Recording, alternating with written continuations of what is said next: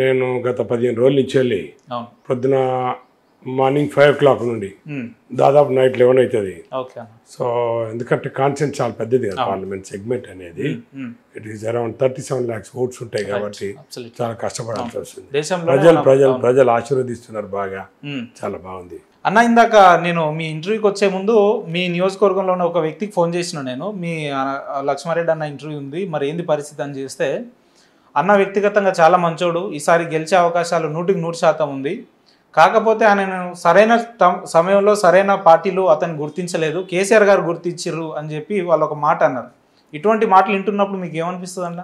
నిజంగానే చాలా నాకు కేసీఆర్ గారు నన్ను గుర్తించాడు. నేను పార్టీలో చాలా జూనియర్ అయినా కూడా నన్ను గుర్తించి నాకు మంచి పొజిషన్ ఇచ్చాడు, మంచి గుర్తింపు ఇచ్చి వారికి కృతజ్ఞతలు. ఎందుకంటే నేను గత 25-30 సంవత్సరాల నుంచి ప్రజాక్షేత్రంలో ఉన్నా. అయినా కూడా ఇంతమంది కాంగ్రెస్ పార్టీ అంతా వాడుకొని మనుషుల్ని ఎలా వాడుకోవాలో వాళ్ళకు వాడుకొని దాని తర్వాత వాడుకుందా కాంగ్రెస్ పార్టీ చాలా వాడుకొని వాళ్ళు ఏంటంటే వాళ్ళ అవసరాలకు వాడుకుంటారు తప్ప మరి కాంగ్రెస్ పార్టీలో మళ్ళీ కరెక్ట్ పొజిషన్కి వచ్చేసరికి అవన్నీ చూడరు. వాళ్ళు మళ్ళీ ఢిల్లీ అంటారు, ఏదో సాకులు చెప్తారు. సరే, వాళ్ళ గురించి నాకు అనవసరం. మీరు అడిగింది ఒకటే, నన్ను కేసీఆర్ గారు ఆశీర్వదించి మంచి పొజిషన్ ఇచ్చారు. నన్ను ఎంపీ అభ్యర్థిగా మెడ్చల్కి వారు ప్రకటించడం చాలా సంతోషకరం. నాకు చాలా సంతోషంగా ఉంది. నేను మంచి మెజార్టీతో గెలిచా అనే ధీమా కూడా నాకు. 20 ఏళ్లుగా సేవా కార్యక్రమాలు, అనేక విధి విధానాల మీద మీరు స్థానిక సమస్యల మీద ప్రశ్నించినప్పుడు కాంగ్రెస్ పార్టీ గుర్తించలేదు. కనీసం మీరు జాయిన్ అయిన 2-3 నెలల తర్వాత బీఆర్ఎస్ పార్టీ మిమ్మల్ని చూసి నమ్మి టికెట్ ఇచ్చిందంటే మీలో వాళ్ళకి ఏం ప్రత్యేకత కనిపించింది బీఆర్ఎస్ వల్ల? ఉపేందర్, నేను అందరి లీడర్ లాంటి లీడర్ని కాదు. నాకు పబ్లిసిటీ చేసుకోవడం ఇష్టం ఉండదు. రైట్. నేను 4 సార్లు నాకు ఎమ్మెల్యే టికెట్ రాకుండా ప్రజాక్షేత్రంలో ప్రయత్నిస్తుంటా. ఇంకోటి ఏంటంటే ముఖ్యంగా ప్రజలకు సేవ చేసుకుంటుంటా, అందరితో మమేకమై ఉంటా. ఏదో కానీ ఏ ఎంక్వైరీ చేసిన మధ్యలో మీరు చూస్తున్నారు, సర్వేలు చేసినా లేకపోతే ఎవరి గురించి అయినా ఎంక్వైరీ చేయాలంటే పెద్ద అన్నం ఉడికిందా లేదా అనేది అంత అన్నం ముట్టుకొని అవసరం లేదు, 2 మెతుకులతోనే తెలిసిపోతుంది. అట్లే నన్ను కూడా కేసీఆర్ గారు గుర్తించి నాకు పొజిషన్ ఇచ్చాను. నేను అన్న, రాష్ట్ర స్థాయిలో చూసుకుంటే ఇప్పటికీ బీఆర్ఎస్ పార్టీ ఘోర పరాజయం పొందడం మనం చూసినాం, అధికారంలో లేదు.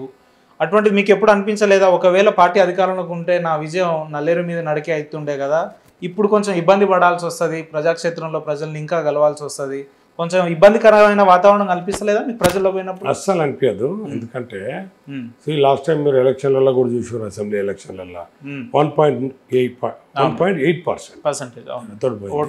సరే, ఇప్పుడు రాజకీయంలో ప్రజలలో ఉన్నప్పుడు గెలుపులు ఓటమిలు అనేది సహజం. మంచి వాళ్ళు ఓడిపోతారు, ప్రభుత్వాలు పోతాయి వస్తాయి, అది కాదు. ఎప్పుడే కానీ ప్రజలు కూడా ఒక్కొక్కసారి 2 టర్మ్లు ఉన్నప్పుడు సరే కొంచెం తేడా కావాలంటే కొంచెం చేంజ్ కావాలనుకున్నారు ఏమో. సరే, అది అట్లా అనుకోలేదు. కొందరు ఎమ్మెల్యేల మీద ఏదన్నా బయట విలేజ్లలో ఏదైనా నెగిటివిటీ అనేది ప్రజలు అనుకోవచ్చు, ఆ ఎమ్మెల్యేని ఓడిపిద్దాం అనుకోవచ్చు. ఇప్పుడు ప్రజలు అంటున్నారు మేము బయట తిరుగుతుంటే, అరే ఏంది అసలు కేసీఆర్ సార్ ముఖ్యమంత్రిగా లేరా? సరే, కొందరు మేము వేయలేదు, వాళ్ళ మీద కోపం ఉంది, కానీ ఇట్లా జరిగిందా, సారే సీఎంగా ఉండాలి, కేసీఆర్ సారే సీఎంగా ఉండాలి అనేది ప్రజలలో ఉంది. సరే, జరుగుతుంటుంది, దాని గురించి మనకు అంత పెద్దగా ఆలోచించాల్సి. మీకు ఆత్మీయ మిత్రుడైనటువంటి రేవంత్ రెడ్డి గారి 100 రోజుల పరిపాలన మీద మీ అభిప్రాయం ఏందన్నా? రేవంత్ రెడ్డి గారిని నేను సొంత ఒక బ్రదర్ లాగా, తమ్ముడు లాగా నేను రిసీవ్ చేసుకున్నా. ఆయనకు మంచి ఆయనకు సాయం చేసిన పార్టీ కూడా బలోపేతానికి నేను ముందున్న గ్రేటర్ హైదరాబాద్లో మరి ఏమున్నా కూడా, ఏ పార్టీ ప్రోగ్రామ్స్ ఉన్నా కూడా, ఏ ప్రోగ్రామ్స్ నాకు అటాచ్ చేసినా కూడా నేను పనిచేసినాను. సరే, వారికి ఏందో వాళ్ళ ఈక్వేషన్స్ ఏందో, ఆయన ఈక్వేషన్స్ ఏందో, ఆయన గురించి నేను ఎక్కువ మాట్లాడదాను. ఇప్పుడు మీ మిత్రుడు రేవంత్ రెడ్డి గారు కూడా మీ గెలుపుకు ఇండైరెక్ట్ గా సపోర్ట్ చేస్తున్నట్టే కదా? ఎందుకంటే నాన్ లోకల్ అయిన సునీతమ్మ గారిని మల్కాజ్గిరిలో పెట్టడం అని అంటే అది కొంచెం మీకు ప్లస్ పాయింట్ అవుతుంది. మీ స్థానిక ప్రజాక్షేత్రంలో ఉండేవాళ్ళు ఎవరు, ప్రజలతో ఉండేవాళ్ళు ఎవరు, ప్రజలతో ఉండేవాళ్ళు ఎవరు? అంత ఇంత రేవంత్ రెడ్డి గారు చేస్తున్నట్టే కదా మీకు? నేను స్థానికంగా ఉండేవాడిని. మరి అట్లంటే మరి రాజేందర్ గారు ఎక్కడి నుంచి వస్తున్నారు. సో వాళ్ళు ఇష్టం వచ్చిన నేషనల్ పార్టీస్ వాళ్ళు ఇష్టం వచ్చినట్టు వాళ్ళు ఏమనుకుంటారంటే ఇంతకుముందేమో రేవంత్ రెడ్డి గారు వచ్చినప్పుడు మరి కొడంగల్లో ఓడిపోతే మరి మల్కాజ్ ప్రజలు వచ్చి సరే నేను గొంతు విప్పుతా, నేను ప్రశ్నిస్తా, నేను పార్లమెంట్లో పోయి మీ గురించి కొట్టాడతాను వచ్చాడు. మరి అంత గమనిస్తారు కదా పబ్లిక్. ఇవాళ తీసుకొచ్చి సునీతమ్మని తీసుకొచ్చి కాంగ్రెస్ పార్టీ నుంచి పెట్టిండు. నా గురించి పెట్టలేదు, వాళ్ళ దోస్తున్నాడే రాజేందర్ గారు ఉన్నారు.